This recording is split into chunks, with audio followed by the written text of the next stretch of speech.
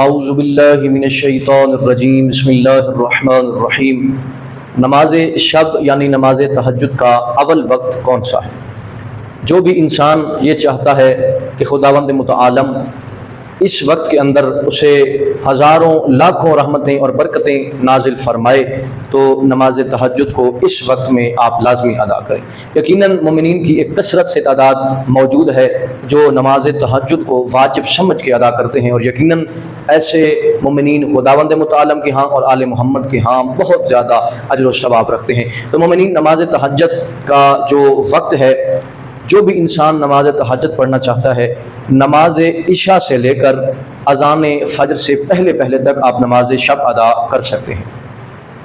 اول وقت جو ہے، جس وقت میں پڑھنے کی تاکید کی گئی ہے، جس وقت میں پڑھنے سے زیادہ اجر و ثواب حاصل ہوتا ہے، وہ وقت اذان فجر سے قریب ہے، یعنی آدھا گھنٹہ پہلے، 15 منٹ 20 منٹ پہلے، یعنی جس دورانیے کے اندر آپ نماز شب آسانی سے پڑھ سکتے ہیں، آپ اس دورانیے میں اگر نماز شب ادا کرتے ہیں تو یقیناً اس وقت میں آپ کو خدا زیادہ رحمتیں اور برکتیں نازل فرماتا ہے۔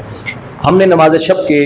آسان طریقے پر ایک تفصیلی ویڈیو بنائی ہے، آپ تمام مومنین سے ملتمس ہوں کہ وہ مختصر اور آسان جو طریقہ ہے نماز شب پڑھنے کا، وہ ویڈیو بھی آپ لازمی دیکھیں، جس میں تفصیلاً نماز شب کا تعارف بیان کیا گیا ہے۔ اکثر مومنین مومنات یہ سوال کرتے ہیں کہ مولانا، ہم نے 8 رکعت نماز پڑھی یا 10 رکعت نماز پڑھی یا 4 رکعت نماز پڑھی اور اذان فجر ہو گئی، تو کیا ہم اذان فجر کے بعد نماز شب کو مکمل کر سکتے ہیں یا نہیں؟ تو مومنین یہ ہمیشہ یاد رکھیں کہ اگر آپ